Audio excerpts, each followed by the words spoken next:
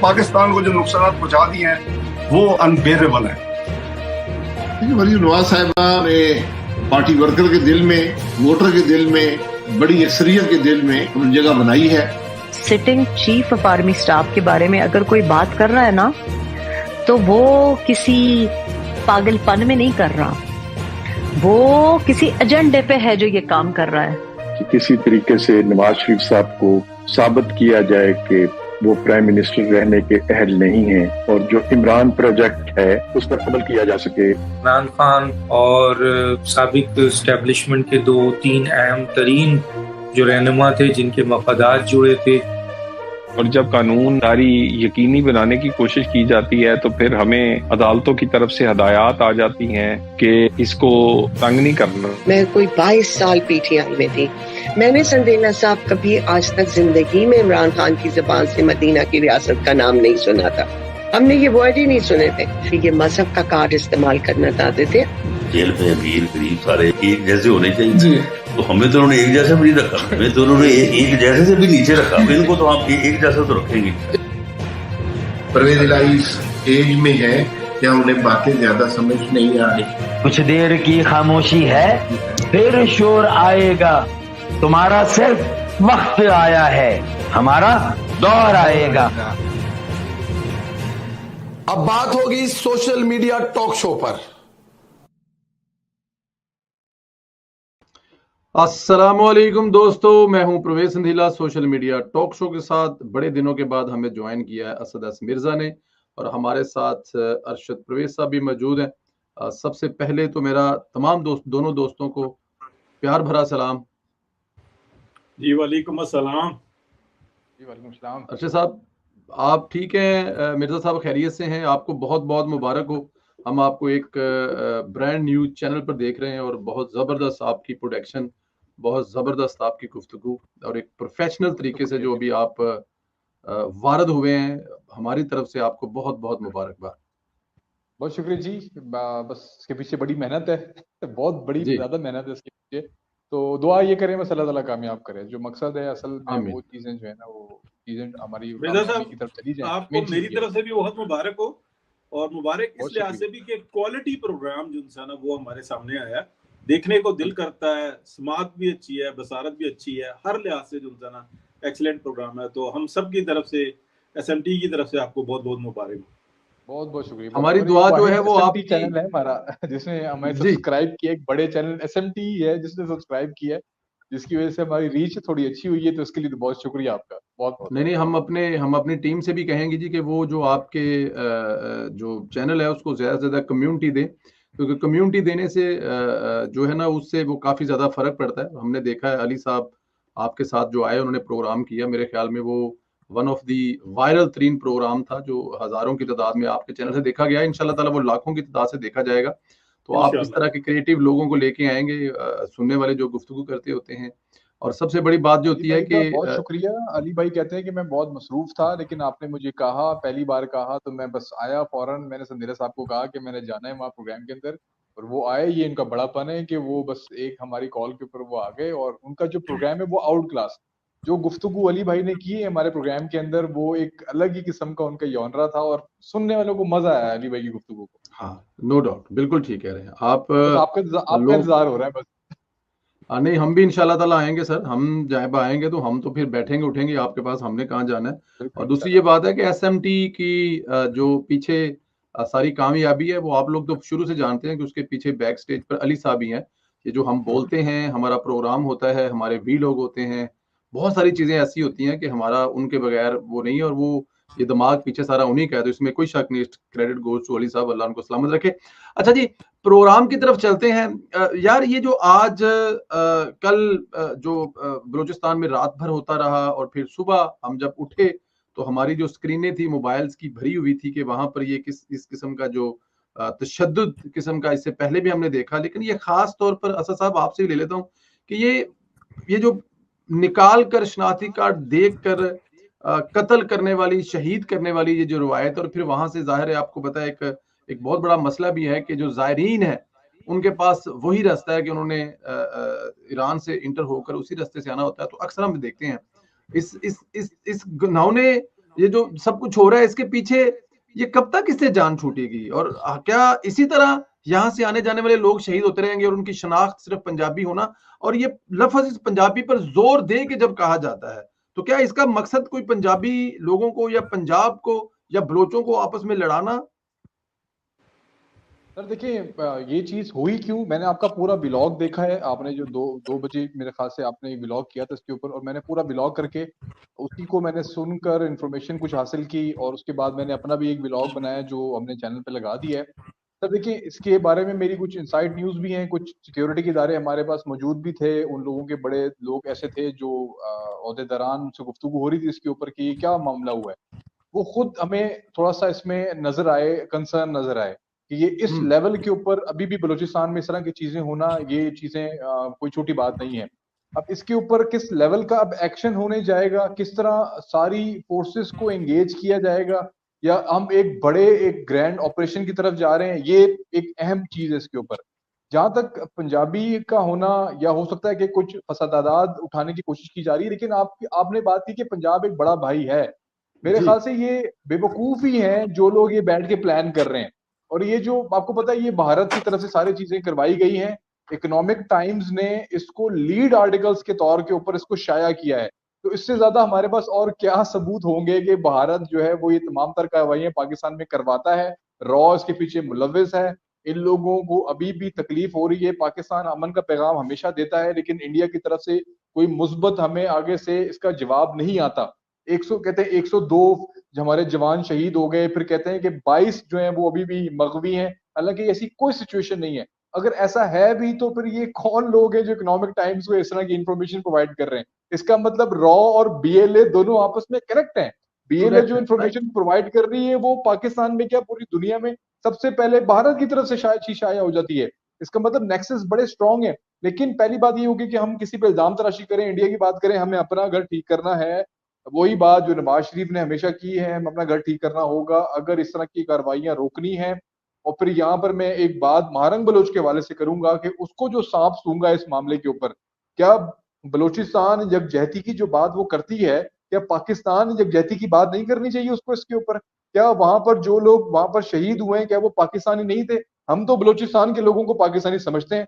मुझे बताएं, पाकिस्तान में रहने वाले तमाम तर लोग 100% लोग बलोचिस्तान के लोगों से मोहब्बत भी करते हैं और बलोच कौम को इज्जत की निगाह से देखते हैं। तो क्या महारंग बलोच को आज एक बयान इसके ऊपर नहीं देना चाहिए था? और हमारी जो ये इंतशारी पार्टी है, इनके ट्विटर अकाउंट्स क्यों सांप सूंघे लोगों को? ये इनको नहीं ख्याल आया कि यहाँ पर इतनी बड़ी कार्रवाई हो गई है। बात सब समझ आती है कि नेक्सस सर पीछे से एक ही है, जहां से डोरें महारंग बलोच की हिल रही हैं वहीं से डोरें इसी जमात की हिल रही हैं। इसलिए इन लोगों को ख्याल नहीं आता कि वहां पे लोग शहीद होने वाले भी किसी के। मेरे ऑफिस में एक लड़का काम करता है, वो एडिटर है हमारा, वो टोबा से उसका ताल्लुक है। उसके गांव का मोहल्ले का एक लड़का था जो बेसिकली जायरीन में था, हमजा नाम उस लड़के का था, और वो भी इसके अंदर शहीद हुआ है। अब अंदाजा लगाएं कि आम शहरी थे, ये हमारे आसपास के रहने वाले लोग थे, कोई खास स्तर पे कोई ऐसे लोग नहीं थे, कोई जिनका फौज से कोई ताल्लुक हो, जिनका ऐसी कोई रिलेशन हो हुकूमत के साथ। एक आम लोगों को वहां पर शहीद किया गया है। तो इसका जवाब कौन देगा? महारंग बलोच अगर बलोचिस्तान में हुकूक की बात करती है तो फिर बराबरी की बात करें ना। फिर ये जो मरने वाले लोग थे ये भी आम लोग थे, तो इनकी भी बात करनी चाहिए ना।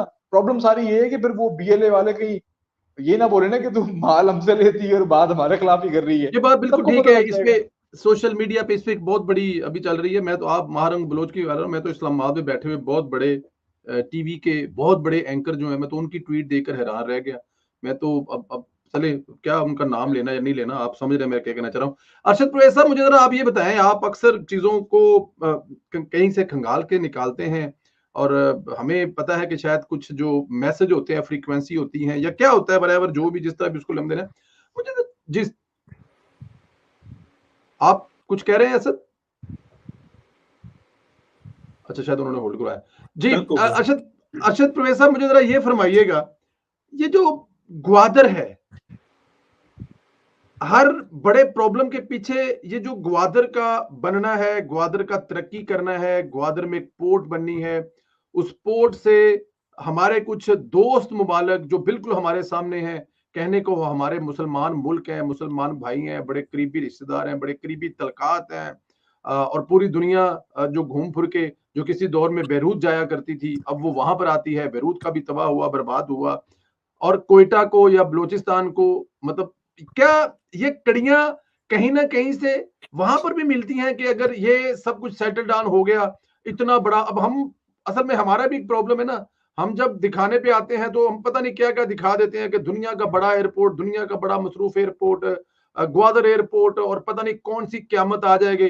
तो क्या ये जो सामने पानी पार वाले मुमालिक हैं, उन वो भी किसी जगह पे अंदर से थ्रेट है कि कहीं अगर ये इलाका तरक्की कर गया, ये पोर्ट बन गई, ये एयरपोर्ट बन गए, तो हमारे लिए कोई मिसाइल पैदा ना हो जाए। तो वो भी पीछे से कहीं किसी जगह से मिलते हैं ये तमाम चीजें जो उस वक्त हो रही बलूचिस्तान में। बहुत शुक्रिया। और जोई साहब जो आपने बात की है ना, ये बड़ी कॉम्प्लिकेटेड है। देखें, इसमें होता है कि इन एक्शन कौन है, तो इन एक्शन जो है ना, वो इस वक्त में फ्रंट पे जो खेल रहा है वो इंडिया खेल रहा है। और उस एक्शन को फंडिंग कौन करता है, उस फंडिंग को जो है ना हमारे ये जो मिडिल ईस्ट के कई एक ममालिक हैं, किसी में कुछ फ्रंट से फंडिंग में लीड करते हैं, पार्टिसिपेट करते हैं इंडिया के साथ, और कुछ थोड़ा सा कम करते हैं, लेकिन हैं। यानी कि 3 तो बड़े नाम है। मैं जैसे आप एहतियात कर रहे हैं, वैसे ही मैं भी कर रहा हूँ कि हमें जरूरत नहीं है, अल्लाह ताला हिदायत दे। उनको जो पट्टी पढ़ाई गई है वो बिल्कुल यकसर जो है ना वो गलत है। इससे ये पूरा रीजन जो है ना ये तरक्की करेगा। जहां तक बात रही गवादर के अंदर और गवादर के लोगों को जिस तरीके से मैनिपुलेट किया जा रहा है, देखिए मियां मोहम्मद नवाज शरीफ का एक विजन है, वो इस खित्ते के जो है ना बहुत बड़े लीडर है, और ये भी कहा जाए कि सबसे बड़े लीडर हैं इस वक्त में, जिसका तजर्बा इतना ज्यादा है। उन्होंने ये सब कुछ करके दिखाया था। 2013 में जब हुकूमत आई थी, तो 2014 के बाद आप देख लें पूरा बलूचिस्तान जो है ना अमन और खुशहाली का गहवारा बनता जा रहा था। पाकिस्तान जिंदाबाद के नारे, 23 मार्च 14 अगस्त पे कैसी सूरत हाल थी। तो हम इस हद तक बात को रखें कि गवादर की सिचुएशन के अंदर कौन कौन से एक्टर्स हैं, तो इसमें कोई शक नहीं है कि बहुत सारे लोग ये समझते हैं कि अगर ट्रेडिंग शुरू होती है तो जो खित्ता पाकिस्तान का जो बलूचिस्तान है वो सबसे ज्यादा खुशहाल होगा, अल्टीमेटली होगा। जैसे ही सी पैक जो है ना वो प्रॉपरली चलता है, इसलिए वो ऐसा नहीं हो सकता कि उसका जो फ्रूट है वो पंजाब में आ सके, उसका फ्रूट जो है वो सिंध में आ सके। वो सबसे ज्यादा, क्योंकि एक बना हुआ जो है ना वो पूरा एक मैदान है जिसके ऊपर स्ट्रक्चर बनेगा और सब कुछ खुशहाली के। तो ये पूरा जो इंटरनेशनल माफिया है ना, जिसको हम इंटरनेशनल एस्टेब्लिशमेंट भी कहते हैं, इंटरनेशनल माफिया भी कहते हैं, वो यहाँ पर जो है ना एक वॉर खेलता है कि बदअमनी रखो। जोई साहब, जो मैं इंटरनेशनल चैट्स को पढ़ता हूँ ना, ये जो एक्टर्स है ना बलूचिस्तान के अंदर, कोई ये कहता है कि ये 1200 हैं, कोई कहता है 1500 हैं, कोई कहता है कोई 3000 से ऊपर नहीं जाता, कि जो बाकायदा फंड्स लेते हैं और यहाँ पे ये काम करते हैं। बाकी जो उनका गुस्सा है वो जायज है, जो उनकी तकालीफ है वो जायज है। कोई बंदा बीमार हो जिनके पास हॉस्पिटल्स नहीं है, वहां पर जो वडेरे वैसा ये जो आप कंप्लेन अभी जिक्र करने लगे हैं, तो अगर देखा जाए तो जिस ग्वादर में ये सब कुछ बन रहा है वहां पे बन तो रहा है ना, उन्हीं के लिए बन रहा है ना। अच्छा अस्पताल बन रहा है, अच्छा एयरपोर्ट बन रहा है, पोर्ट बन रहा है, तो सर उसमें कुछ 15%, 25%, 50% तो जॉब वही करेंगे ना। पूरे पाकिस्तान से आएंगे, चाइनीज भी आएंगे, मैं मानता हूं चीजों को, लेकिन वहां पर एक बहुत बड़ा तबका तो वहीं का जो है वो फायदा मिलेगा ना उनको। सर 5 से 10 साल मैक्सिमम, 5 से 10 साल, और बलूचिस्तान का रहने वाला हर वो काबिल शख्स जो ये कहेगा कि मैंने मेहनत करनी है, वो खाने पीने की तो बात छोड़े, वो लग्जरियस लाइफ में जाना शुरू हो जाएगा। ये एक हकीकत है। लेकिन इस बात को आप ध्यान में रखें कि ये जो पाकिस्तान के अंदर जो एक मीडिया जो वॉर है ना, वो अपने अरूज के ऊपर है। पूरी दुनिया के अंदर इतनी खुली ब्लंट जो इंसाना कोई रियासत इजाजत नहीं देती जितनी पाकिस्तान के अंदर है। आपने एक प्रोग्राम जो है रजी दादा के साथ किया, उसमें उन्होंने खुल के ये बात बताई कि पाकिस्तान के अंदर हो क्या रहा है। बड़ा उनका इकोनॉमी पे है, लेकिन इस चीज के ऊपर भी वो बड़ी नजर रखते हैं। पाकिस्तान के अंदर एक जो है ना कैंसर क्रिएट किया जा सकता है ह्यूमन बॉडी में और एनी बॉडी में। इसी तरीके से मुआशरे में जो कैंसर क्रिएट किया गया उसका नाम है इमरान खान। आप देखें कि इतने हॉलैंड के अंदर इतने पढ़े लिखे लोग जो पीटीआई को हिमायत करते हैं, वो हर टॉपिक के ऊपर बात करेंगे। जब इमरान खान के ऊपर आएंगे, उनसे पूछें कि वो शख्स कहता है कि पाकिस्तान के अंदर मौसम 12 होते हैं और दुनिया में सारे 4 होते हैं। वो आपको उसको डिफेंड करता हुआ नजर आएगा। आप उससे पूछें कि इमरान खान वो शख्स है कि जो बताता है कि केपी के अंदर पानी का कुआं खोदो तो तेल का कुआं निकल आता है, और अमेरिकन जो ना आके और वो सारी तहकीक वो उसको हिमायत करता हुआ नजर आएगा। सर कैंसर की ये जो जड़ जो हमें अपने मुआशरे में, जिसको हम समझते हैं कि यूरोप का मुआशरा है, यहाँ पर नजर आती है, तो आप अंदाजा लगाएं वो इस्लामाबाद में कितनी नजर आती है, कराची में कितनी नजर आती है, लाहौर में कितनी नजर आती है, और फिर बलूचिस्तान, जहां पर देखें पूरा पंजाब जो है ना आवाज उठाता है कि यार उनके साथ ज्यादती हो रही है। और आज से नहीं, वो कितनी दहाइयों से ये आवाज उठा रहा है कि क्यों ज्यादती करते हो सर। लेकिन उस ज्यादती के अंदर या तो बलूचिस्तान का वडेरा पाया जाता है, और या फिर वो फंडिंग्स पाई जाती हैं जो वडेरों को मिलती हैं। सर ये जो मारंग बलोच टाइप के जो उठते हैं ना, ये फंडिंग्स के ऊपर उठते हैं, जो अपनी जबानों को ताले लगा लेते हैं। ये हामिद मीर जैसे लोग, या इस वक्त में जैसे कैंसर को अडॉप्ट किया है मतीउल्लाह जान, इस टाइप के लोग, या ये तूर साहब एक अच्छे बेहतरीन यानी कि बाइज्जत शख्सियत थी। आप देखें इस वक्त में ज़हनी हालत क्या है। किसी को भी टाउट कहते, किसी को गद्दार कहते, उनको कोई शर्म नहीं आती। तो ये चीज है। मैं सर इस मौके के ऊपर ना, मैंने तो अपनी तवील बात की, तो साहब मैं आपके भी अपने व्यूज चाहूंगा, क्योंकि आप कनेक्टिविटी के लिहाज से भी बेहतरीन इस वक्त में राय भी आपकी उनसे है ना बहुत मुस्तनद और सुनी जाती है। क्या ये सूरत हाल आपको लग रही है कि ये जो बलूचिस्तान के अंदर ये जो मसाइल बने हुए हैं या एकदम से बनाए गए हैं, कोई कहता है ये अकबर भुट्टी साहब की जो बरसी है उसके ऊपर ये रिएक्शन आया, क्या असल चक्कर क्या है, या कोई इंटरनेशनल फंडिंग या कुछ सूरत हाल पाकिस्तान में बेहतर होती नजर आ रही है तो ये रिएक्शन आया? देखिए, एक तो अरशद कुरैशी साहब, असद साहब भी बता चुके हैं, आप भी बता चुके हैं, चीजें वही हैं। इसमें बहुत सारी चीजें जो है ना, इसमें आपने जिन जिन चीजों का जिक्र किया, जिन जिन ताकतों का जिक्र किया, एक ताकत का जिक्र करना आप भूल गए हैं, वो है गोल्ड स्मिथ। वो जो गोल्ड स्मिथ फैमिली है ना, वो बहुत बड़ा रोल है पाकिस्तान। मैंने आज जो वीलॉग किया ना, उस वीलॉग में जो पहला हिस्सा था, आपने अगर वो सुना है ना, तो उसमें मैंने बताया आपको कि इमरान खान साहब ने 24 घंटों के अंदर अंदर अभिनंदन को छोड़ कैसे दिया था। मुझे जो इंफॉर्मेशन मिली, अभी मिली, बड़ी पहले की बात है, उसमें अभी इंफॉर्मेशन मिली कि वो जो अदारे थे सारे के सारे आपके, वो कह रहे थे कि इसको 3 महीने तक रखें। अगर आप 3 महीने तक रखेंगे तो नरेंद्र मोदी अपने मुल्क में मुंह दिखाने के काबिल नहीं रहेगा कि इतना बड़ा मुल्क और पाकिस्तान में हमला करने के, और आप अपना एक पायलट छुड़ा के नहीं लेके आए।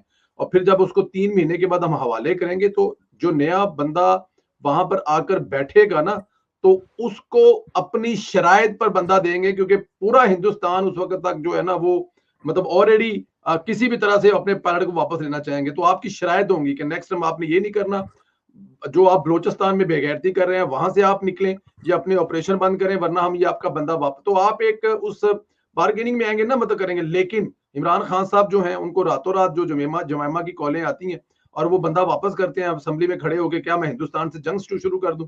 और आप ये देखें कि सबसे पहली जो ट्वीट है, बल्कि लिख के रखी हुई थी जमाइमा ने, सबसे पहले वो ट्वीट की थी। तो आप इन चीजों को मतलब देखें, जिन कंट्रीज का आप नाम नहीं ले रहे कि उनको बलूचिस्तान या उनको जो ग्वादर, एक्चुअली ग्वादर है सबसे बड़ी जो है, जो ग्वादर का एयरपोर्ट या ग्वादर की पोर्ट या ग्वादर पे बहुत सारे ममालिक जो हैं वो बड़ी आइडियल जगह पे है कि बहुत सारे जो जहाज है वहां पर स्टे करके वहां पर फ्री फिलिंग करके आगे जा सकते हैं। और वो जो रश बिल्कुल सामने 15 मिनट की फ्लाइट, 20 मिनट की फ्लाइट वहां से मस्कत है, फिर उसके बाद दुबई है, फिर अबू धाबी है। उसके बजाय अगर इसको स्टॉप ओवर करें तो फ्री फिलिंग करें तो उनको सस्ती भी पड़ेगी। अब देखें ना, अगर आप बैंकॉक जाते हैं ना, तो बैंकॉक का नाम जैसे ही हमारे जहन में आता है, थाईलैंड का हमारे जहन में नाम आता है, तो हम लोग पता नहीं क्या क्या सोचते हैं। लेकिन अगर कभी आप उस एयरपोर्ट पे जा देखें, एशिया का सबसे बड़ा ट्रांजिट देने वाला एयरपोर्ट वो है। वजह यह है कि उसकी फीस बाकी दुनिया के एयरपोर्टों से 50% लेस है। तो ये चीजें डराती हैं। गोल्ड स्मिथ खानदान का भी इसमें रोल आ जाएगा, और जाहिर है वो बड़ी देर से अपना प्रोजेक्ट लेके बैठे हुए हैं। और उसके बाद हमारे जो नेबर, जिन कंट्री की हम बात कर रहे हैं, उनको भी आ जाएगा। और फिर जो सबसे बड़ी तकलीफ और दुख वाली बात है ना, वो अगर कुछ भी कर लें, जब तक हम लोग, हमारे अपने लोग इस्तेमाल ना हो या हमारे अपने लोग बिकने के लिए तैयार ना हो, तो वो क्या कर सकते हैं? कितने इंडियन आके यहाँ पे लड़ सकते हैं? असल चीज है कि हमारे अपने लोग। लेकिन मैं, पता है आपको, जब ये मुशर्रफ साहब की बहुत सारी कुछ चीजें लोगों को अच्छी भी लगती हैं और उनकी ढेर सारी बुराइयां भी हैं। अब अकबर भुट्टी साहब पूरे बलूचिस्तान में वाहिद एक नेशनलिस्ट है जो सिर्फ पाकिस्तान की बात करते थे। बलोचिस्तान की ये बात नहीं करते थे, वो पाकिस्तान की बात करते थे अकबर बुगटी साहब जो थे। और जब उनको शहीद किया गया था तो कहा गया था कि बलोचिस्तान से पाकिस्तान के हक में उठने वाली एक बहुत बड़ी आवाज जो आपने बंद की है, उनको शहीद किया, इसका खमियाजा आपको बड़ी दूर तक भुगतना पड़ेगा। और इसमें कोई शक नहीं है, वो खमियाजा हम आज तक भुगत रहे हैं, अब तक अख्तर बुगटी साहब को शहीद करने वाला। और दूसरी बात ये है कि ये जो फंडिंग शेंडिंग है आगे पीछे, हमारे वाले तो 500-700 10,000 या 4,000 3,000 जो यूट्यूब के डॉलर है उन पे बिक जाते हैं। तो सोचें जरा, ये जो लीडर बन के इसको लीड कर रहे हैं बलोचिस्तान को तबाह और बर्बाद करने के लिए, कभी किसी पानी के बारे में धरना दे के बैठ जाएंगे या कभी किसी और चीज के बारे में धरना दे के बैठे। तो सोचें जो इनको लाखों में डॉलर मिले होंगे, इनको जो स्पॉन्सर करके यूरोप बुलाया जाता है, यहाँ पे इनको जो वीआईपी ट्रीटमेंट दिया जाता है, तो हजारों डॉलर वाले बिक जाते हैं, जिनको हमारे दोस्त हमारे साथ यकमुश्त आवाज होकर हक के लिए उठाते रहे हैं। अब वो कहते हैं केड़ी आवाज थे केड़ी गल, हर महीने का $10,000 या $4,000 आ रहा है, $5,000 आ रहा है। जो तक ਤੁਹਾਡਾ ਕੰਮ ਕਰਦੇ ਸੀ ਉਦੋਂ तक मतलब कि घर का खर्चा नहीं चलता सी, तो जो तक पॉपुलर लैंड लेने हैं तो देखें डॉलरों की भरमार है। तो ये सारी चीजें मिक्स होकर वहां पर हो रही हैं, जो कि इंतहाई मेरे ख्याल में देखिए एजेंसीज अपने तौर पर कर रही हैं, पहले भी कर रही थी, आज भी करेंगी, आने वाले करेंगे, लेकिन इस पे बड़ा सीरियस होकर करना पड़ेगा।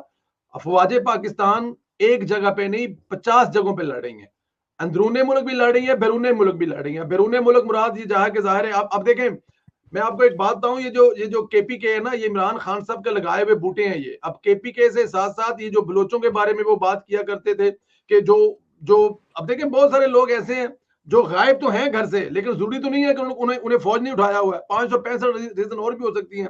तो उनके हक में और प्लस ये जो केपीके में बूटे लगाए हैं, आने वाले दिनों में इस किस्म की चीजें अभी से नजर आ रही हैं हमें। शाम के बाद आप मगरब के बाद जो है केपीके में आपकी हुकूमत के कोई वर्थ ही नहीं है, उसका कोई कंट्रोल ही नहीं है, वहां पे जिनका कंट्रोल है वो कौन है। तो ये इमरान खान साहब जो है ना, ये छोटे छोटे बम लगा कर गए हैं। तो छोटे छोटे बम कुछ इमरान खान ने लगाए, कुछ जैसे मैंने आपको स्मिथ खानदान, वो सारी चीजें मिक्सा करके एक बड़ा अहम किस्म, बड़ा मुश्किल टाइम है बलोचिस्तान पे आने वाले दिनों में। इसको अगर अच्छे तरीके से हलने के तो बड़े मसाइल होंगे। चले जी, शॉर्ट करके कुछ चीजें डिस्कस करें। 22 मिनट हो गए हैं, हमारे दूसरे दोस्त भी ज्वाइन करेंगे थोड़ी देर में। और खान साहब कहते हैं जी तुसी मुलाजम बदल देते ने, मेरी जान नू खतरा है। सर मुलाजम जेल के जो है वो जेल अहकाम की मर्जी है ना जी, वो अगर मतलब के मुलाजम बदलना चाहते हैं तो इसमें प्रॉब्लम क्या है। तो क्या जेल के अब खान साहब को डंबल भी चाहिए, खान साहब को ब्रश भी चाहिए इलेक्ट्रिक, अब खान साहब पर चूहों ने भी हमला कर दिया है। क्या ये वो तमाम चीजें इससे पहले के कैदी थे जो वो किया करते थे? और क्या मुलाजम इमरान खान साहब की मर्जी से बदलने चाहिए या जेल अहकाम अपनी मर्जी से बदल सकते हैं? सर ये जेल के जो इंतजामी जो अमूर होते हैं ये उनका एक हिस्सा होता है, तो ये मुसलसल चेंज होने चाहिए। और सिक्योरिटी जो होती है ना, ये उसका काम होता है कि वो इस तरह के अहकामात लेते रहे। देखें, एक तो जो जिस बारे में हम सब जानते हैं कि एक जहर है, उसके ऊपर मैंने अपने वॉइस ऑफ पॉलिटिक्स पे ना पूरा व्लॉग भी किया हुआ कि ये किस तरीके का जहर होता है कि जो किसी को दिया जाता है तो उसको टारगेट किस तरह से किया जाता है, बहुत अहम होता है। और ये बड़े प्रोफेशनल्स जिनसे ना देते हैं, यानी कि ट्रेनिंग देने के बाद ना देते हैं, तो उसके लिए भी बहुत जरूरी होती है कि ये जो जेल के जो लोग हैं वो अपने इनके जो मुलाजमीन हैं उनको मस्ट करें। और ये जो उनसे ना बहुत ज्यादा जरूरी होता है। एक बात, दूसरी बात ये है कि ये जो इमरान खान साहब ये के बारे में ये बार बार कहा जाता है ना कि इनके पास कोई डिवाइस होती है या कुछ ऐसा होता है, या सर देखें एक बात तो जहन में रखें, जो मेरी मालूमात है ना, ये जो मैसेज है ना रिसीव करते हैं, ये भेजते नहीं है, ये इनमें इतनी काबिलियत ही नहीं है कि ये पार्टी चला सके या कुछ भी चला सके। लेकिन वो जो एक इनका जो स्मिथ फैमिली का, जिसका आपने बहुत पर्दा रखा है, सिर्फ जमैमा की तक बात रखी है, हालांकि जैक को देखें और वो सारे जो ना सर पिछली हुकूमत के अंदर इंग्लैंड में आप देखें किस लेवल पे इंग्लैंड से, अब देखें अभी तक वो हुकूमत टूट गई है लेकिन वो तसलसल खत्म नहीं हुआ। आप देख लें कि ब्रिटिश जो कमिश्नर है, जो हाई कमिश्नर है, वहां पर वो जो काम कर रही है आपके सामने ही है, तो वो जैक वाला ही काम चलता आ रहा है ना, उसी फैमिली का, खानदान का ही काम चलता आ रहा है ना। जी ये सारे ज़ायनिस्ट जो है ना, ये एक जगह पे हैं। जो ब्राउन गोल्डस्मिथ है वो ये उसकी लेगेसी को लेके आगे चल रहे हैं, और इनकी बहुत बड़ी फंडिंग जो उनकी है ना, 50% अपनी जो इनकम का जो होता है ना, ये देते हैं अपना सिनेगाव को, और सिनीगाग फिर आगे जो काम करता है जिस तरीके से करता है, तो हम बातें ज्यादा इसलिए नहीं खोलते, बातें टाइम जो है ना थोड़े से इश्यूज बना दिए जाते हैं, प्रोग्राम्स के ऊपर जो है ना रिस्ट्रिक्शंस लगती हैं, तो ये इसी हद तक हम बात रखें। लेकिन इसमें देखें कि जहां कोई इंडिया के अंदर कोई छोटा सा कोई वाकया होता है तो ये स्मिथ फैमिली जो है ना उनके हक में आवाज उठाती है। जैसे अभिनंदन को छोड़ा, जमैमा गोल्ड स्मिथ ने अप्रिशिएट किया, लेकिन अभी ये जो कत्लो गारत का बाजार पाकिस्तान के अंदर गर्म किया गया, कोई एक ट्वीट जो है ना जमैमा गोल्ड स्मिथ की नहीं आई, कोई जैक ने ये बात नहीं की कि यार ये ज्यादती की गई है, हालांकि एविडेंसेस वो उस तरह के होते ही नहीं है। ये सारी की सारी राज इस टाइम में पाकिस्तान के अंदर जो है ना इस एक्टिविटी के अंदर मुलव्विस है, और तमाम जो है ना इसकी खुशबू की हद तक जो है ना कह लें कि बिल्कुल वाज़ेह है किस तरीके से वो ऑपरेट करते हैं, किस तरीके से वो अपना फंडिंग्स करते हैं, किस तरीके से लोगों को जो है ना दोबारा से याद कराते हैं, किस तरीके से उनका सोशल मीडिया जो है ना हर वक्त एक्टिव रहता है, या सोशल मीडिया के ऊपर जो है ना उनके सेल्स जो है ना वो एक्टिव रहती हैं। ये सारी चीजें हमारे सामने है। तो हमारे लिए जो है ना बहुत बड़ा मसला ये है चोई साहब, ये हमें याद रखना होगा कि इकोनॉमी पे बड़ी तवज्जो देनी होगी। और जैसे ही ये हालात थोड़े से नजर आते हैं ना, ये मैं सवाल भी उठा रहा हूँ कि हालात नजर आते हैं कि थोड़ी सी भी बेहतर होने लगी है, तो आपको इस तरह के इंसिडेंट्स नजर आएंगे। अफवाज पाकिस्तान, कोई शक नहीं है कि माजी क्या था, इस वक्त में किसी ना किसी हद तक, बहुत सारी हम कंप्लेन आज भी कर सकते हैं, लेकिन किसी हद तक वो नजर आ रहा है कि वो कोशिश कर रहे हैं कि पाकिस्तान के हालात को जो है ना बेहतर किया जा सके। हालांकि 8 फरवरी का इलेक्शन इतना मुतनाज़ा इलेक्शन है, PMLN के साथ से सीटें छीनी गई, पूरा फैज नेटवर्क जो है ना काम करता रहा। ये जो फैज नेटवर्क की बात हो रही है ना, सोशल मीडिया के आप एक साल पुराने प्रोग्राम्स देख लें, ये अपना SMT के हम नाम लेते थे, ये फैज नेटवर्क है, फैज नेटवर्क है, राजा साहब तो चले और भी जो है ना उसमें ऐड करते थे, लेकिन ये नाम भी हमारे, ये अल्लाह का शुक्र है, आज पूरी पाकिस्तान के अंदर जो है ना फैज मीत नेटवर्क जो है ना वो चल रहा है। ये इस SMT को ये एजाज हासिल है, ये नाम रखने वाला। तो और हमने किसी एक प्रोग्राम में भी ऐसा नहीं हुआ कि हमने ये ना कहा कि इसको रोको। ये सोशल मीडिया की आप कह रहे हैं बहुत बड़ी कामयाबी है कि उन्होंने याद दिला के रखा कि ये शख्स क्या कर रहा है, ये मैसेजेस कहां से रिसीव कर रहा है, ये इमरान खान की तरीके से ये दूसरा है।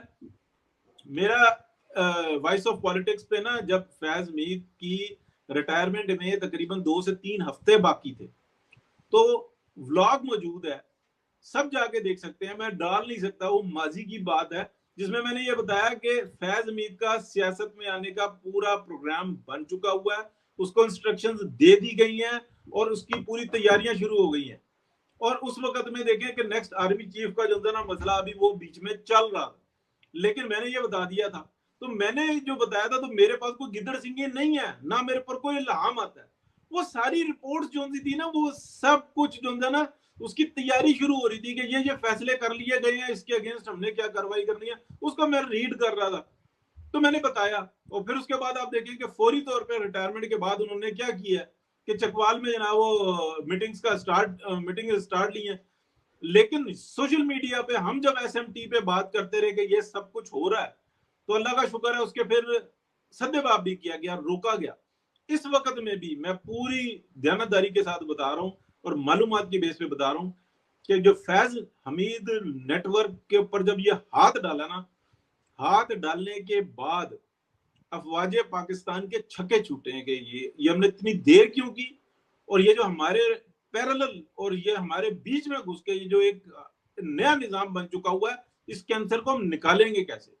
सर एक ही मैस में बैठ के, एक ही टेबल पे बैठ के 10 बंदे बातें कर रहे हैं, उनमें से 4 जो है ना फैजमीत नेटवर्क के, किस तरीके से पॉसिबल है। एक बंदे को पैगाम जाता है, वो कहता है फलाना ऑफिसर आया था जो रिटायर है या ऑन ड्यूटी है, वो मुझे ये बात कह के गया, फलाना ये बात कह के गया, और फलाना ये बात कह के गया दोबारा। वो कहते हैं जो एक बंदा है, जो पहला पैगाम उसने दिया वो हमने दिया, जो दूसरा पैगाम दिया वो हमने नहीं दिया। ये कहां से वो पैगाम दे गया, उसको खुद नहीं समझ में। सर इतना कॉम्प्लिकेटेड है ये, बहुत जो है ना स्वेर किस्म का ऑपरेशन है, बहुत खतरनाक ऑपरेशन है, जिसके ऊपर पाकिस्तान की अफवाज ने अगर नीयत दुरुस्त की है और अपना अमल दुरुस्त किया है तो इसमें कामयाबी है। लेकिन अगर मुनाफिकत बढ़ती तो फिर सर दूसरे बड़े ताकतवर बहुत नोटों से जो है ना भरे पड़े हैं। बिल्कुल ठीक है। असद साहब, आप जाहिर है जरा लोगों के साथ बैठते हैं, ये फैज नेटवर्क वाला जो मामला है, क्या इस वक्त अदारा जो है किस मूड में है? क्योंकि ये इमरान खान साहब काफी वावेला कर रहे हैं, शोर कर रहे हैं कि उनको शायद मिलिट्री के हवाले कर दिया जाएगा, मिलिट्री जो ट्रायल है उनका चलेगा। वो कह रहे हैं कि फैज हमीद का भी ओपन होना चाहिए, मेरा भी होना चाहिए।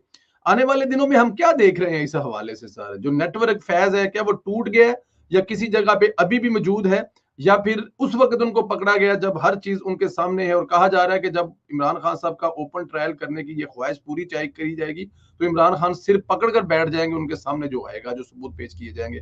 इसमें हकीकत है सर कुछ? अनम्यूट कर लीजिएगा पीयूष।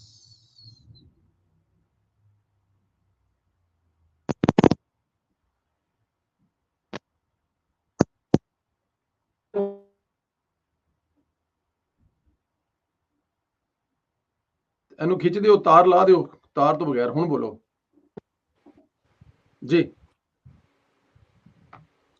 आवाज नहीं आ रही आपकी। असद आप चेक करें स्ट्रीम यार्ड के अंदर से ना बंद ना हुई वो। हाँ, वो कुछ ऐसा चक्कर है। मेरा ख्याल है कि ये जो इमरान खान, ये जो अभी पकड़ा है ना, इतनी देर के बाद फैज हमीद को पकड़ा है। अब मैं आपको एक बात बताऊं जी, अदारा जो है ना, वो इसमें एक छोटा सा सवाल ऐड कर लें कि क्या एस्टेब्लिशमेंट ने ये तो पाकिस्तान की तारीख में पहला इतना बड़ा जो ना इंटरनल ऑपरेशन शुरू किया, इसमें मैं अप्रिशिएट करता हूँ। क्या ये छोटा ऑपरेशन है? क्या मालूमात है आपके पास? सर देखें, माफी तलाफी जो है ना वो होगी हुई थी, माफी तलाफी जो है ना वो होगी थी। असद साहब ने ज्वाइन कर लिया, दोबारा मैं जरा देख लूं अगर वो ज्वाइन हो जाते हैं। जी असद साहब, अब मेरी आवाज आ रही है आपको? जी आ रही है। जी देखिए, फैज हमीद नेटवर्क के खिलाफ जो कार्रवाई हुई है ना, सबसे पहले तो बहुत सारे ऐसे लोग हैं जो ये समझते थे कि शायद फौज अपने अंदर जो है गन साफ नहीं करेगी और अपने किसी जनरल को हाथ नहीं लगाएगी, खासतौर पे अगर सियासत में मुदाखलत का मामला हो। एक चीज हमने सुनी है कि जनरल मुशर्रफ ने आइन तोड़ा, जनरल मुशर्रफ ने मार्शल लॉ लगाया, जो सबसे ज्यादा संगीन जुर्म है इस पाकिस्तान की आइन के मुताबिक। सर उसको गार्ड ऑफ ऑनर दिया गया, ये हम सबने देखा। तो फैज हमीद ने ऐसा क्या कर दिया जो उसके खिलाफ इतनी बड़ी कार्रवाई हो रही है? सियासत में मुदाखलत ही कर रहा था ना वो। सियासत में को सदर पाकिस्तान पर माना जा रहा होगा या अपना कोई आगे एजेंट बनाया होगा, फ्रंट मैन इमरान खान को इस्तेमाल कर रहा होगा, यही जराइम होंगे उसके, या करप्शन का। ये भी कोई बड़ी बात नहीं है मेरे ख्याल से। ऐसे बहुत सारे ऐसे जर्नल हैं जो करप्शन के इल्जामात के अंदर पकड़े गए हैं, इतनी ज्यादा बड़ी खबर भी नहीं बनी और कोर्ट मार्शल होके रफा दफा हो गया मामला। इसमें मैं आपको बताऊं, फौज की तरफ से कोई लगी लिपटी नहीं है। आप देखिए, जिस तरह का पैगाम फौज की जानिब से आ रहे होते हैं वो बहुत स्ट्रॉन्ग स्टांस होते हैं। और इसमें सबसे बड़ी जो मैं समझता हूँ कि वजह है वो सैयद जो आसिम मुनीर साहब हैं, उन्हीं की बेसिकली ये सारी आप कह सकते हैं कि ये टेकअप है। और वो किसी किस्म का कोई इसमें कोई नरमी दिखाने के लिए भी जो है ना वो राजी नहीं है, और वो किसी किस्म की कोई बात भी सुनने के लिए तैयार नहीं है कि इससे शायद इदारे का कोई मामला होगा। या आपको पता है ना कि चंद लोग होते हैं जो अपने आप को मेजर जनरल से लेफ्टिनेंट जनरल करने के लिए हो सकते हैं कुछ मशवरे दे रहे हो, वो भी नहीं सुनने को तैयार। वो ये मानने को तैयार ही नहीं है कि फौज के अंदर जो मामला यहाँ हद तक चले गए हैं इसको हमने रिकवर करना है चीजों को। मेरे ख्याल से कोर कमांडर की जो मीटिंग थी उसके अंदर भी यही गुजारिशात रखी गई थी, उनके जराइम बाकायदा सबूतों के साथ रखे गए थे। उसके बाद शायद कुछ ऐसे लेफ्टिनेंट जनरल हो जो शायद इन चीजों को कार्रवाई को टेकअप ना करना चाहते हो, वो यही कहते हो कि चले यार इन चीजों को जाने दें, इसको हम देख लेंगे या आप रुक जाए। इसमें सबसे बड़ा जो जराइम फैज हमीद का जो नजर आता है वो यही है कि वो जो रिटायरमेंट के बाद जो कार्रवाइयां थी, खासतौर पर जो 9 मई वाला वाकया था और फौज के अंदर जो बगावत वाला वाकया था, ये दो बड़े जराइम ऐसे थे जो मेरे ख्याल से नाकाबिले माफी है। पाकिस्तान की फौज जो आज एक डिसिप्लिन इदारा समझा जाता है, उसकी रीजन ही यही है कि वो चेन ऑफ कमांड पे चलते हैं। चीफ ने जो कह दिया वो कह दिया, आपके बॉस ने जो कह दिया वो कह दिया। इसी पे हमारी फौज आज भी एक मुनज़्ज़म इदारा है। अगर आप देखा जाए ये कमांड जो है वो टूटती हुई नजर आई पहली मर्तबा।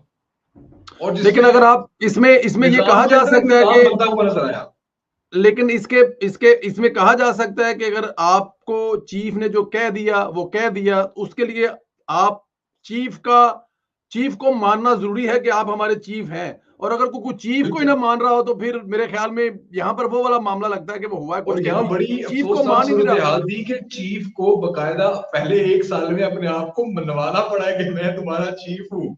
क्योंकि नेक्सस इतना स्ट्रॉन्ग था। ये राजा रज़ाक, अरशद परवेज साहब और आपके प्रोग्राम में आपने जो गुफ्तगू की, ये बात दुरुस्त है। इतनी जड़ें मजबूत थी, यहाँ तक के जो काले भूंड हैं, या मैं अगर आपको जो छोटे काले भूंड हैं जिनकी तादाद थोड़ी सी कम है सर, वहां तक ये थपकियां दी गई थी कि तुम जो मर्जी करो। हमारे रजीद दादा जो हैं, आपको पता होगा कि उनको भी उनके खिलाफ जिन्होंने कार्रवाइयां की थी, खासतौर पर एफआईए के मामले के अंदर, वो भी पैगामात कहीं और से जाते थे। मतलब अंदाजा लगा लें कि रजीद दादा तक भी उन बंदे को याद था, उस नेक्सस को, कि इस शख्स को हम लोगों ने बकायदा हुकूमत में होते हुए भी नहीं छोड़ना। और आप देखिए किस तरीके से उनके ऊपर एफआईए का केस बनाया गया दोबारा, और लोग ही परेशान थे, यार आपके तो ताल्लुकात बड़े स्ट्रॉन्ग है, आपके ऊपर केस कैसे बन गया। तो रजीद दादा ने कहा कि अभी भी वो तमाम लोग जो डोरे हिला रहे हैं वो अभी भी मौजूद हैं। देन उसके बाद ये सारी चीजें आपके सामने हैं। कहना तो यही है कि चीजें अब रिवर्स होंगी। अदालती फैसले आपको पता है कि जिस तरह तेजी से रिवर्स हुए, खासतौर पर जो नैब के ऊपर एक स्टे लिया हुआ था केस के ऊपर, 190 मिलियन पाउंड का जो केस था, अलकादिर यूनिवर्सिटी का जो केस था, वो सारे रिटर्न हुए। नैब ने जो केस बंद किया हुआ था, वो फाइलें फराहम नहीं की जा रही थी हाई कोर्ट के अंदर हुकूम के मुताबिक। फिर वो फाइलें फराहम की गई कि क्यों केस बंद किया गया, तो साफ नजर आती है। अंधे को भी नजर आ जाएगा कि कहां से डोरे हिल रही थी। अंधा भी समझ जाएगा कि यार ये जो मामला इतने खतरनाक अभी भी इमरान खान के हक में चल रहे थे, ये कहां से चल रहे हैं। लोग यही परेशान थे कि गवर्नमेंट है, गवर्नमेंट की नहीं चल रही है गवर्नमेंट। अब वो जो बल्ले का निशान वाला केस था, उसमें फरीक भी नहीं है वो जमात, और उसके हक के अंदर सारे फैसले दे दिए गए। तो लोगों को ये चीजें नजर आ रही थी। फिर रऊफ हसन का गिरफ्तार हो जाना, फिर आपको पता है कि आस्ता ऐसा चीजें जो लोग पकड़े जाते थे वो सारी अपनी मुंह खोल के चले जाते थे। फवाद चौधरी तो साफ कहता है कि भाई हम तो एक थप्पड़ के भी मार नहीं है, हम तो बर्दाश्त ही नहीं कर सकते इस तरह की चीजों को। तो असल में कच्ची गोलियां खेली हुई थी। इन लोगों के पास कोई ट्रेन जंगजू तो थे नहीं। उन जिसको गिरफ्तार किया वो तोते की तरह बगैर किसी मार उठाई के वो सब कुछ बोलता चला गया। तो फैज हमीद, देखिए, एक मुझे जो यहाँ पे एक बात की गई ना, वो बड़ी खतरनाक बात थी। उन्होंने कहा वो शख्स अपने आप को फिरौन समझना शुरू हो चुका था। ताकत का नशा, अल्लाह ताला ने दुनिया में जो ताकतवर लोगों को शिकस्त दी है ना सर, वो इसी रीजन के ऊपर दी है। अब अंदाजा लगाएं, एक शख्स DGISI है और वो चेयरमैन पैमरा को खुद कॉलिंग कर रहा है। जी, वो कॉल सुन ली आपने, और वो उस वक्त से आपका एक पैगाम, आप खुद तलब कर सकते थे उसको, आप उसको बुला सकते थे ताकि कल कोई चीज लीक आउट ना हो। आप उन लोगों के कॉन्फिडेंस का लेवल चेक करें, उस नेटवर्क के कॉन्फिडेंस का लेवल चेक करें कि वो ये समझता था कि मैं इतना पावरफुल हो चुका हूं कि अब मैं जो मर्जी करूं, मैं किसी की जकड़ जो है ना शिकंजे में आने वाला ही नहीं हूं। तो ये निशानियां भी हैं उन लोगों के लिए जो शायद अपने आप को अभी भी हुकूमत में, शायद अगर कोई खुदा समझ बैठा है, कोई अपने आप को किसी बड़ी पोस्ट पे खुदा समझ बैठा है, तो ये निशानी है कि सदा ये चीजें नहीं रहनी है। आप लोगों ने आईन कानून को फॉलो करते हुए चलना है। और जो DGISI है, वो अक्सर हमें चीजें पता लगती हैं कि जो हमारे आर्मी चीफ है वो बकायदा मीटिंग्स के अंदर जो ऑफ द रिकॉर्ड है, जो शायद अभी तक आवाम के सामने चीजें नहीं आई है, वो कुरान की आयात बकायदा अपनी कोर कमांडर की मीटिंग्स में बता रहे होते हैं, प्राइवेट मीटिंग्स में बता रहे होते हैं। और इतना वो बंदा इंटैक्ट है इन चीजों के साथ, तफसीर के साथ बता रहा होता है, कुरान की आयत पेश करता है, उसकी तफसीर बताता है, फिर बताता है कि किस तरीके से हम लोगों ने चीजों को आगे टेकअप करना है। मैंने हमेशा एक बात की जो बड़ी वायरल हुई सोशल मीडिया के ऊपर कि मलक रियाज इस मुल्क में नहीं आ सकता।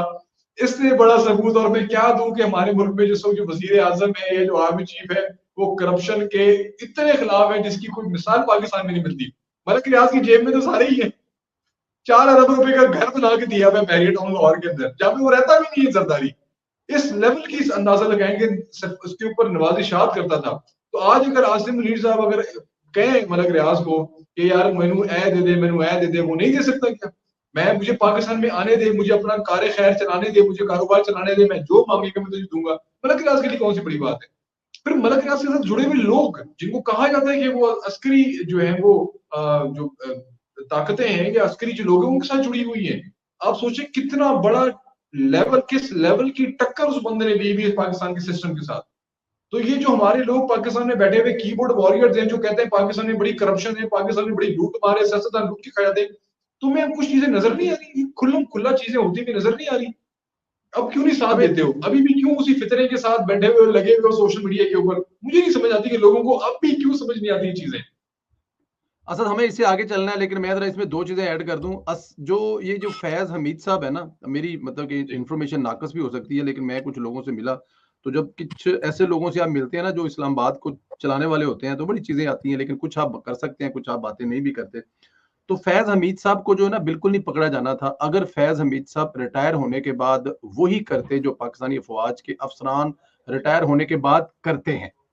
आप देखें ना कि इस वक्त बाजवा साहब जो ऑस्ट्रिया में बैठे हुए हैं, ठंडे मुल्क में बैठे हैं, एंजॉय कर रहे हैं, क्या करें, यही करना पड़ता है। क्यानी साहब जो है वो उनके बारे में कहा जाता है कि वो मुल्क से बाहर है, लेकिन मेरा ख्याल है वो मुल्क के अंदर ही रह रहे हैं। लेकिन वो जिस तरह से रह रहे हैं, पाकिस्तान की अफवाज को उनसे कोई मसला नहीं है। वो जितना बड़ा भी मसला करके गए हैं, खुदा ना करे कोई पाकिस्तान की अफवाज उन अपने जनरल का तहफ़्फ़ुज़ करेगी, और वो करती हैं, और यही इनकी हिस्ट्री है। मुशर्रफ के बारे में आप देख लें कि अगर नवाज शरीफ साहब ये काम ना करते, परवेज मुशर्रफ को अदालतों में लाने वाला, आर्टिकल 6 लगाने वाला, तो शायद नवाज शरीफ के साथ भी ये सब कुछ ना होता जो हुआ। ठीक है ना। तो अदारा जो है ना वो अपने जनरल के साथ या अपने साबिक अफसर के साथ इस हद तक नहीं जाता। लेकिन यहाँ पे हुआ क्या है कि रिटायर होने के बाद उन्होंने हार नहीं मानी। उनके दिल दिमाग में जो चल रहा था कि अभी भी ये हुकूमत को तोड़ी जाएगी, या इलेक्शन करवाए जाएंगे, या जो भी होगा, या जैसे भी होगा इमरान खान को छुड़वाया जाएगा, और इमरान खान छुड़वा कर वज़ीर आज़म बना जाएगा, और वज़ीर आज़म बनने के बाद फिर DGIS बना जाएगा, और फिर उसके बाद सदर, और उसके बाद वज़ीर आज़म, और फिर उसके बाद पुतिन वाली बात। ये बात मैंने मोहसिन बेग साहब से पूछी, मेरी मुलाकात हुई, तो उन्होंने कहा जी बिल्कुल वो पुतिन वाले स्टाइल में हुकूमत करना चाहता था, और जब तक जिंदा रहना चाहता था वो पाकिस्तान पे हुकूमत बनने का प्लान बना के बैठा हुआ था। तो अगर आप ये समझते हैं कि वो रिटायर होने के बाद चुप कर गया, तो ये नहीं था। तो राजा साहब इसमें 100% परफेक्ट थे। हमारे शो से ये बात होती रही है, और उसके इसको एंड करते हैं, आगे चलते हैं, आखिरी सेशन करते हैं। सर जब वो गिरफ्तार हुआ तो मैंने किसी से पूछा कि सर फैज हमीद गिरफ्तार हो गया, कहते हैं यार वो रुकने का नाम ही नहीं ले रहा था। ये मैं वही तो कह रहा हूं ना कि सर उसको अभी ये जो सिटी वाला केस है ना, ये टॉप सिटी वाला, यार 2016-17 का केस है, उस वक्त गिरफ्तार करते ना सर, अभी उसमें क्यों गिरफ्तार किया गया? ये भी एक जाहिर है। अब हम दुनिया को क्या बताएं कि हमने क्यों गिरफ्तार किया? क्या वो बता सकते हैं जिस वजह से हम दुनिया गिरफ्तार? हमारा टॉप का अफसर है यार, उसने पूरा मुल्क चलाया हुआ है। अब हम क्या कहें दुनिया को कि हमारा DGIS है, ये सब कुछ था। तो हमें मतलब कि वो एक पर्दा डालने के लिए, आखिरी इसमें ऐड करूं, इतना उसको कॉन्फिडेंस और यकीन था कि मुझे कोई गिरफ्तार नहीं कर सकता। और ये मैं गिरफ्तार होने से 5 मिनट पहले की बात बता रहा हूं आपको, कि जब उसके पास मुझे ऑफिसर के नाम पता है, वो जिस जगह पे रह रहा था मुझे उस जगह का पता है, मैं बता नहीं सकता, अंडर द ओथ हूं। आप हो सकता है आने वाले दिनों में आए तो फिर मैं उसको तस्दीक करूंगा। जिस जगह पे रह रहा था वहां पे उसको जाके कोई हाथ नहीं लगा सकता था। सरकार क्या बात कर रहे हैं आप? तो जब उनके पास ऑफिसर गए तो उन्होंने बाकायदा तौर पर आगे से गुस्से का इजहार किया कि who the hell is that, कि तुम कौन हो मुझे गिरफ्तार करने वाले? जय मैंने उन्होंने कहा सर आपको बात करनी पड़ेगी, आपको बताना पड़ेगा, आपसे मैं तो केड़ी तफ्तीश है, खबरदार नजर आए तो बात भाग जाए यहाँ से। उन्होंने बाकायदा तौर पे अपने ऑफिसर को वहां से भगाया है। उन्होंने किसी किस्म का कोई ख्याल लिहाज नहीं किया। फिर बाहर निकल के उन ऑफिसरों ने कहा जनाब ये मसला, ने कहा जी गिरफ्तार तो करना है। उन्होंने कहा फिर एक दफा यहाँ पे जो बैठे हैं यहाँ पे कोई तमाशा नहीं, छोड़ दे इनको। ये जैसे ही बाहर निकले घर से, अगले चौक में जनाब दुनिया की तमाम ताकतें मौजूद थी गिरफ्तार करने के लिए। फिर उनको वहां पर कहा गया कि जनाब अब यहाँ पे कोई ड्रामा करे ना करिएगा, आराम से गाड़ी में बैठ जाए, इसी में बेहतरी आपकी और हमारी भी है, वरना बात बड़ी दूर तक जाएगी। तो फैज हमीद आखिरी दम तक उसको ये यकीन नहीं था कि मुझे गिरफ्तार करे पे। और जो अपने चीफ वाली बात की है ना सर, तब जब आप चीफ मान लेंगे तो तब आप उनकी हर बात मानेंगे ना। उन्होंने आखिरी लम्हे तक ये बात मानी नहीं है कि जनरल आसम मुनीर साहब चीफ है, वो तो अभी तक ये बात मानने को तैयार ही नहीं है। तो इसलिए लेकिन इसका गिरफ्तार होना लेट हुआ है। अगर ये इनको पहले गिरफ्तार कर लेते ना, पहले हाथ ही, जब ये रिटायरमेंट ले रहे थे तो इसको 3-4 दिन के बाद कर लेते तो ये हालात ना होते। और इमरान खान के साथ जो सारा कुछ साथ में हुआ है ना, उसके बाद जितनी भी उसमें मशक की है और आज भी जो जेल से बैठ के वो कर रहा है, ये सारा ना होता तो अच्छा था। लेकिन चले अभी हम थोड़ी सी मुझे गुंजाइश है। मुझे जो आप बात कर रहे हैं ना, 2 सवाल उठे। एक फैज हमीद नेटवर्क का जो एक अदालती निजाम के अंदर पोर्शन है और जो उसने सेटल किए हुए हैं वो अभी भी एक्टिव नजर आते हैं। सेकेंडली मुझे ये बताएं कि यही फैज हमीद है जब आर्मी चीफ की का मसला हुआ था तो बहुत सारी बातें सुनने में आती हैं कि मियां मोहम्मद नवाज शरीफ से भी राब्ता किया, कुछ है आपके पास इत्तलात? बिल्कुल है सर, किया है सर, टकावा करके किया, हर तरह से किया है, हर तरह से यकीन दिलाने की कोशिश की है और उसके सबूत भी हैं। हर तरह की कोशिश की गई है कि मतलब कि कस्में भी खाई हैं, बच्चों की कस्में भी खाई हैं, मतलब कि हर चीज जो है वो कही गई है। लेकिन मियां साहब जो है इस दफा देखिए, अगर आज भी मियां नवाज शरीफ ने धोखा खाना है तो 40 साल की सियासत कहाँ गई, किस तरफ चली गई? ये मियां मोहम्मद नवाज शरीफ साहब जो है ना वो बहुत आगे तक चले गए हैं। उनका अल्लाह ताला इज़्ज़त उनको जिंदगी से दे, वो इन चीजों को समझते हैं। यार जिस सियासतदान के सर पर आके कनपट्टी पे पिस्तौल रखकर आज से 25 साल पहले उसको नहीं डरा पाए या उसको नहीं अपनी तरफ माइल कर पाए। मेरी अभी रिसेंटली मुलाकात हुई है, मैं आपको बताऊं, अभी अभी मैं नाम नहीं लेता, वो कहते हैं कि जब ये धरने के दिनों में मियां मोहम्मद नवाज साहब को ये डराया जा रहा था ना कि मतलब कि यहाँ पर आ रहे हैं, और उनको जाहिर है डराने वाले भी कौन थे कि आप छोड़कर लाहौर चले जाएं आगे पीछे, ये वो मैंने प्रोग्रामों में भी बातें की है। बट मुझे ऐसे गवाह जो उस वक्त वहां पर मौजूद होते थे, जो वजीर आजम की सिक्योरिटी पर मौजूद होते थे, उन्होंने कहा कि नवाज साहब ने बड़ी सख्ती से कहा हुआ था कि आपने हथियार नहीं उठाने, ये जितने आए हुए हमारे लोग हैं इनके खिलाफ किसी किस्म का हथियार इस्तेमाल नहीं करना, ये भटके हुए हैं, ये वापस जाएंगे। और दूसरा, इस चीज का तासुर उन्होंने कभी दिया ही नहीं कि वो घबराए हुए हैं और वो यहां से उठ के लाहौर चलने का जी ना, तो उन्होंने कहा जी बिल्कुल आखिरी दम तक इधर रहेंगे। अगर आज मैं उठ के चला गया वज़ीर-ए-आज़म हाउस से ना, तो फिर ये चीज रुकने नहीं वाले, फिर कोई भी उठेगा और आकर वज़ीर-ए-आज़म से कब्जा करके तो वज़ीर-ए-आज़म बन जाएगा, तो ये नहीं होगा।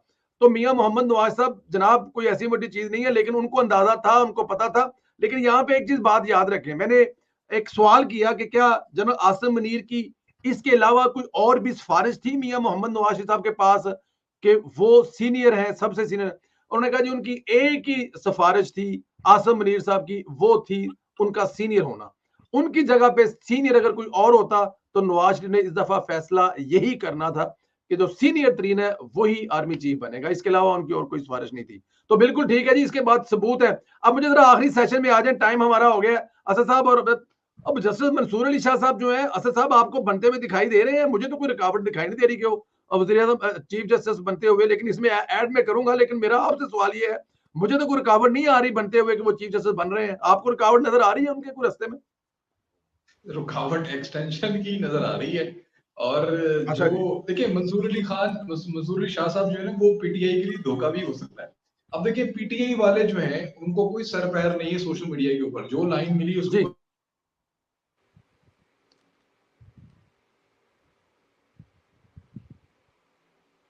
असद साहब का इंटरनेट शायद डाउन हुआ है, स्टक हुआ है दोबारा। जी अरशद साहब आप बताइए जरा, क्या आपको कोई रुकावट नजर आ रही है? और कोई हुकूमत कोई कानून साजी कर रही है, उस कानून साजी में कुछ होने वाला है? देखिए, एक तो जरदारी साहब एक्टिव हुए हैं, तो जरदारी साहब किसके हैं? जरदारी साहब उनके हैं जिनके नकवी साहब हैं। अच्छा। और जो एक्टिव नहीं है वो हमारे प्राइम मिनिस्टर ऑफ पाकिस्तान नहीं है।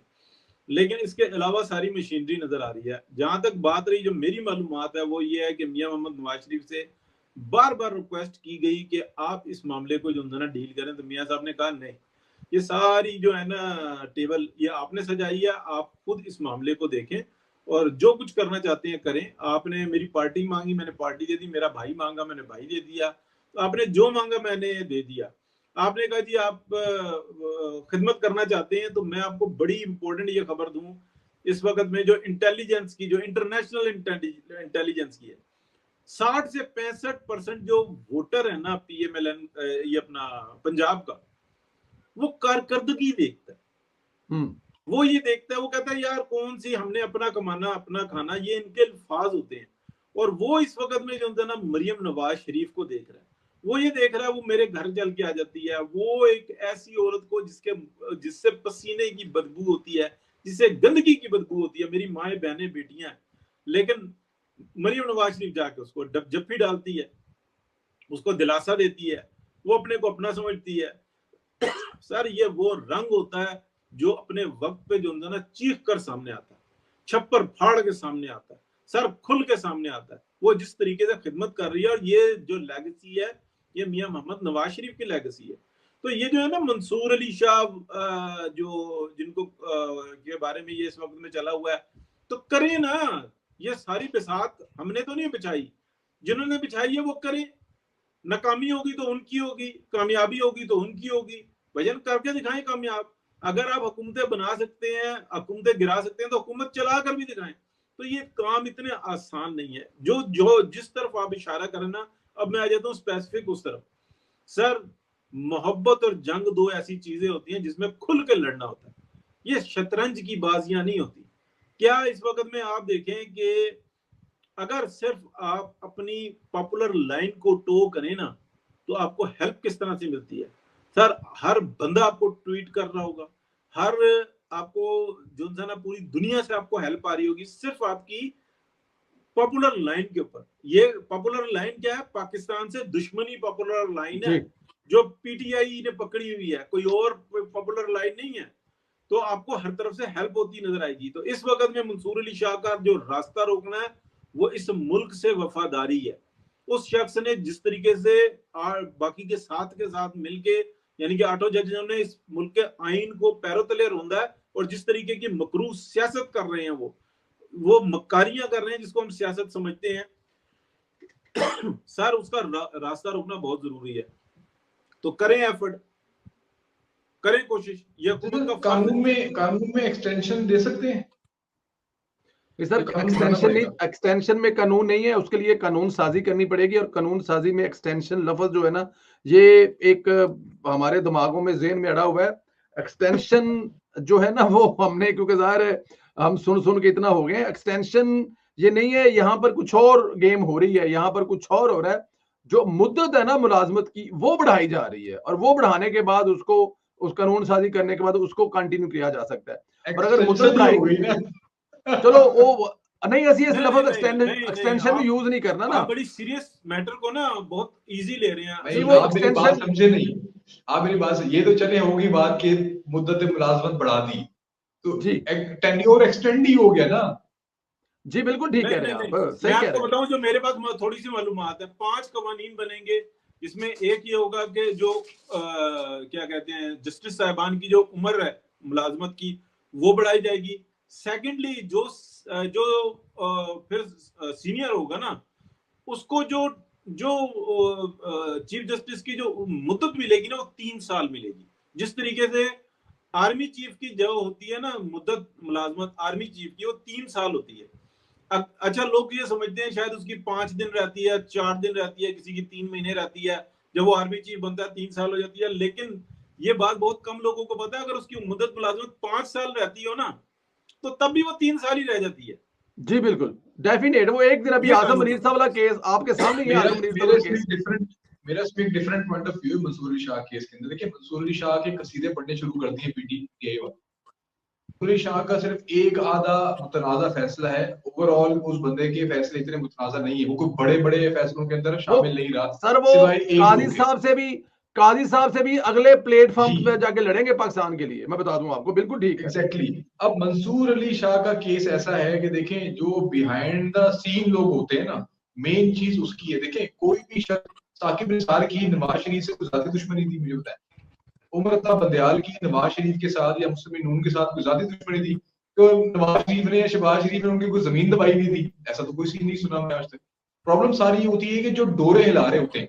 Sir sorry to say that कि हमें कोई तौहीन अदालत ना लग जाए, मैं वो लफ्ज इस्तेमाल नहीं करना चाहता यहाँ पर। ये सारे कहीं ना कहीं से इस्तेमाल हो रहे होते हैं, और हमारे मुल्क का ये निजाम रहा है जिसकी हम आज दसे हुए हैं। सर असद साहब, मुझे 2016 से लेके आज तक हमने जो एक तरक्की करता पाकिस्तान को अपने हाथों से डुबोया है, ये उन्हीं के शाखसाने हैं ना सारे। ये सारे जजेस हमारे जितने भी हैं जो रिटायर्ड हो गए, हाजिर की बात नहीं कर रहा मैं।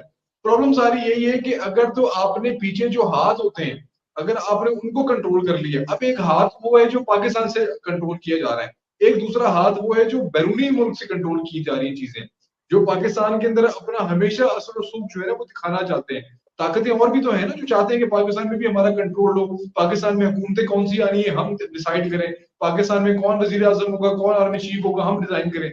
अगर उनको इस चीज में नाकामी हो रही है तो वो जरूर सर तोड़ कोशिश करेंगे। फैज नेटवर्क के अलावा भी हो सकता है कि कोई ना कोई ऐसा नेटवर्क काम कर रहा हो जो अभी भी कहीं ना कहीं किसी को कंट्रोल कर रहे हो। हमें उस पर काम करने की जरूरत है। ये मंसूर अली शाह, ये बंदयाल, सर ये मासूम लोग हैं, आप अच्छी तरीके से जानते हैं। इन्होंने रिटायरमेंट के बाद इन लोगों को आपकी बात भी ठीक है, और हमें हाथ कंट्रोल करना है जो इनके पीछे हाथ है। मेरे ख्याल में वो हाथ जो है ना पीछे काफी हाथ तक, जो 50% तक हाथ जो है ना वो पकड़ा गया हुआ है, वो पकड़ा गया हुआ है। और मंसूर अली शाह साहब का कसूर सिर्फ इतना है, वो इस धोखे में आ गए हैं कि काजी साहब की एक्सटेंशन हो रही है और मेरी बारी नहीं आ रही।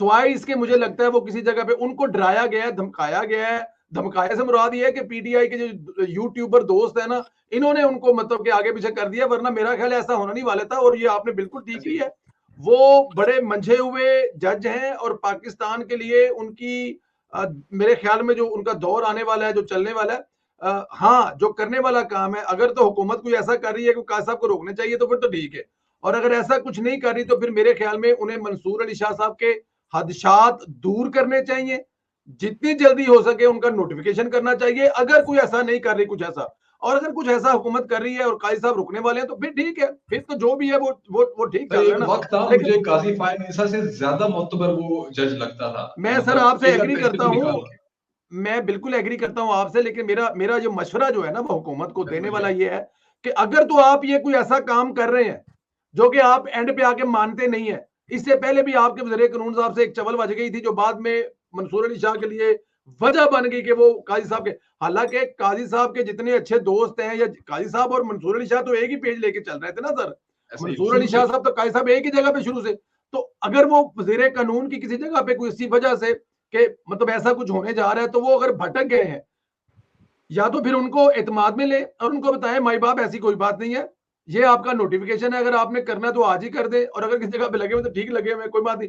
लेकिन दोनों सूरतों में मैं आपको एक बात बता दूं, ये जो अदलिया के अंदर से सहूलत कारी हो रही थी ना इमरान खान को, और उस सिस्टम को, जो सिस्टम यहाँ पे चल रहा था या वो नेटवर्क चल रहा था, वो दोनों में से किसी से नहीं मिलेगी, चाहे काजी साहब रहे चाहे मंसूर अली शाह साहब। वो जो नेटवर्क को सहूलतकारी सिस्टम के से अदलिया के सिस्टम से मिल रही थी, जुडिशल सिस्टम से मिल रही, वो नहीं मिलेगी। ये मैं आपको बात कंफर्म कर देता हूँ, यहाँ पे किसी का कोई कंप्रोमाइज। हमारे दो इस्लामाबाद हाईकोर्ट के जजेस जो हैं, जो बड़ी बातें किया करते थे, उनके फैसलों में बड़ी नरमी आ गई, तो और बताएं और क्या। जी जी जी जी जी जी आपका अब देखा है आपने, काफी खामोशी है जो अदालत के इर्द गिर्द, वो जो पंछी होते थे, यूट्यूबर पंछी, उनमें से कल एक तो नाच रहा था, उसकी कुछ चल रही थी, उसमें से एक वो जो डांस कर रहा था बाहर, तो अब वो देखिए उनकी तादाद जो है ना वो काफी हद तक रिलैक्स हो गई है, वो काफी हद तक जो है ना वो, क्योंकि जाहिर है सर एक पूरा नेटवर्क पकड़ा आपने। बट नहीं हो, आप दोनों का बहुत शुक्रिया जी, अल्लाह ताला की ज़ात आप दोनों को अपने हिफ्ज़ो मान में रखे।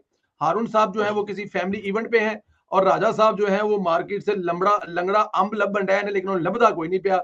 जेलम के इलाकों में वो पाए जाते हैं, पाकिस्तान में वो तशरीफ रखते हैं इस वक्त, तो हो सकता है वो कोई एक आध 2 हफ्ते रहे उधर पाकिस्तान में, लेकिन इंशाल्लाह ताला अगले वीक से इंशाल्लाह वो ज्वाइन करेंगे। तो असद साहब आप बाखबर बंदे हैं, उनके जराए बड़े खतरनाक हैं। खबर तो हमारे पास ये भी है कि एक फैज मीर साहब हैं जो इस वक्त में अरेस्ट हैं, उन्होंने ये कहा था कि मैं ऐसा पैक करूंगा इमरान खान को, वो लितर इस्तेमाल करूंगा कि लग पता जाएगा।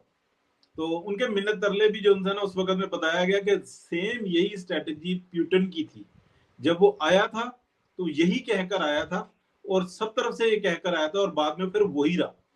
और स्टिल तो ये जो इस वक्त में चल रहा है ना मंसूर अली शाह का, तो इनके दादा क्या करते थे, इनके बाकी खानदान का क्या किरदार था, ये सारी चीजें हमारे सामने मौजूद है। बड़ा इस वक्त में जो है ना कॉम्प्लिकेटेड मामला हुआ हुआ, आइन और कानून के दायरे में रहकर चलने वाले जो उनसे ना उनको बचाने की बहुत जरूरत होती है। देखिए सबसे बड़ा जो मसला बना हुआ है सर, वो ये बना हुआ है कि मुर्शिद का मज़ार केपीके में बनेगा या पंजाब में बनेगा। जी जी जी जी जी जी बहुत नहीं, मुर्शद को समंदर बुर्द कर दिया जाएगा, ताकि बाद में किसी किस्म की ये वो लफ्ज पहले मैं यकीन कह देता हूं, उससे पहले वाला लफ्ज जो आप खुद लगा ले कि किसी किस्म की डैश यकीन ना हो, इसलिए मुर्शद को समंदर बुर्द कर दिया जाएगा। जी जी समंदर बुर्द किया जाएगा, समंदर पार नहीं किया जाएगा। इस बारे में तो मेरे पास एक दफा नहीं 10 दफा जो इंसान जुमला बड़ा जबरदस्त बोला है आपने कि इमरान खान को बता दिया गया था कि अगर तुम पेशावर से या किसी रास्ते से या किसी एयरपोर्ट से, जब वो वजीर आजम पाकिस्तान था, उसको बता दिया गया था वजीर आजम पाकिस्तान को, इमरान खान को, कि तुमने पाकिस्तान से निकलने की कोशिश की ना तो सिर्फ गोली होगी, तो तुम्हें रोकेगा नहीं। तो वो इसलिए कि इसने अगर सवाल ये पैदा होता है कि क्या जमाइमा जो है वो इमरान खान को बचा के ले जाएगी या नहीं। जी बहुत मुश्किल, जमाइमा जो है वो इमरान खान को बचा के ले जाएगी या नहीं, बहुत मुश्किल। मैं आपको बताऊं उस खानदान का क्या प्रोग्राम है, वो एक नया मजहब तख्लीक करेंगे और उसके लिए पूरी तैयारी बन चुकी हुई है। और इमरान खान का जो जुनून बनाया गया ना पूरा इंटरनेशनली, वो जमात अहमदिया से कम नहीं है। ये बहुत, मैं ऐसी बात कर रहा हूँ कि जो बहुत इंतशारी है, और बहुत सारे ऐसे हैं जिन्होंने इस पे कोशिश की, और पूरी दुनिया की जो है ना जो एंटी इस्लाम कुव्वतें हैं फिर उसको सपोर्ट करती हैं। तो इमरान खान को इसलिए बता दिया गया था कि तुम्हारा बाहर का रास्ता बंद है, यहाँ पे तुम जो है ना सुधरो। लेकिन वो ज़हनी तौर पे मफलूज आदमी है, वो बताता है पाकिस्तान में 12 मौसम है, 2 मुर्गियां 1 मुर्गा दे दूंगा, खैर, उनको टीका लगा दूंगा, पाकिस्तान की सर इकोनॉमी ठीक हो जाएगी। महकमा औकाफ वाले जो है वो तो 5 करोड़ की दिहाड़ी लगा के बैठे हैं अभी से ही। बिल्कुल ठीक कह रहे हैं, लेकिन यही मैं होता है। वो जो हमारी वो हमारी जो एंड वो था ना, वो मंसूर अली शाह वाला, और वो उसमें ये चीज आप याद रखें कि अदलिया जो है ना वो बिल्कुल अब बंदे दी पुत्र बन के चलेगी, जो भी आएगा जिस तरह भी होगा, लेकिन हुकूमत भी इस पे कोई कंप्रोमाइज करने के लिए तैयार नहीं है। एस्टेब्लिशमेंट जो है वो इस वक्त बिल्कुल किसी भी ऐसे मूड में नहीं है। वो उनको नजर भी आ रहा है, वो देख भी रहे हैं आने वाले। देखें, दुनिया भर में पाकिस्तान का जो इस वक्त का नो डाउट है, महंगाई तो फिर होगी, जो आपने मंसूबे की IMF के साथ जो मुज़ाकरात जो चीजें की हुई थी वो आपने पूरी नहीं करनी, वो तो एक होगा, लेकिन जिस तसलसल से ये चीजें बेहतर होंगी ना आने वाले 6 महीने साल में, मैं तो कहूंगा कि असद साहब तकलीफ तो तुहानू होनी है, लेकिन 2 साल तुहानू रगड़ा लगना चाहिए पाकिस्तानी अवाम नू, ताकि दोबारा कभी किसी नवे नीयतें अच्छी हैं तो अल्लाह ताला भी देखें आप रास्ते खोल रहे हैं। अरशद नदीम वाला मामला देखें, पूरी दुनिया में जो एक ओलंपिक की एक वीडियो बनी, उसमें एक अरशद नदीम की वीडियो आ गई, किसी इंडियन की नहीं आई। लेकिन एक ठीक करने की ना सर, लेकिन याद रखें, एक ठीक करने की कोशिश करें तो 11 तबाह भी करते हैं। तो इसलिए अरशद नदीम ने अगर कौम को खुश किया ना, तो पीछे जो पिंडी में 11 थे उन्होंने बर्बाद भी किया बंगालियों से हार के। बट एनी हाउ, इसी लाइफ उससे हम आदी हो चुके हैं, वो करे ना करे हमारे लिए वैसे ही मर चुके हैं। ओ जित जान तो उन्होंने मेहरबानी, लेकिन सानू पता होना जो करना है। बट अपना दोनों ख्याल रखें जी, अल्लाह पाक आप लोगों को हिफ्ज़ो मान में रखें इंशाल्लाह। असद साहब आप प्लीज टाइम दिया करें अब थोड़ा सा, क्योंकि अब हमने पकड़ लिया आपको कि आप इस वक्त यहाँ पर होते हैं, तो टाइम दिया करें हम थोड़ा सा। आप जब मंडे प्रोग्राम में तशरीफ, असद भाई का चैनल बहुत जबरदस्त चल गया, 11 बजे से लेकर 10 बजे तक उठाया होता है, तो उसके बाद हिम्मत ही नहीं होती। बस ठीक है, लेकिन अब आपको वीक में एक दिन आपने 1 घंटे का होता है सर, उसमें जरा कोशिश किया करें कि शिरकत किया करें। इंशाल्लाह सर, बिल्कुल। थैंक यू वेरी मच जी, all of you, thank you जी। एक रिकॉर्डेड बना लिया करें, मैं कहता हूं कोई रिकॉर्डेड कर लिया करें ताकि हम उसको चला दिया करें, ये भी कर सकते हैं। नहीं, ये वाला जो चस्का होता है ना, ये लाइव ही होता है, और फिर इस पे सबका टाइम बना हुआ है। रिकॉर्डेड के लिए ऑलवेज रिकॉर्ड किया जा सकता है, लेकिन ये वाला जो चस्का है ना, इसको हम रिकॉर्ड कर नहीं सकते। ये वाला लाइव ही चल रहा होता है। मुझे जो फल्की हमारे पैनल के हैं, उनकी भी मुझे फोन करके वो कहते हैं यार वो प्रोग्राम दोबारा शुरू करो ना। मैंने कहा वो तो शुरू करके बैठे हैं, हम नहीं जाते प्रोग्राम के अंदर। वो उन्होंने दिया नजर हुन मिनिस्ट्री देने, वो साडे नाल नहीं पैंदे हैगे। अपना बहुत ज्यादा ख्याल रखें, अल्लाह पाक आपको अपने हिफ्ज़ो मान में रखे। Thank you very much, thank you.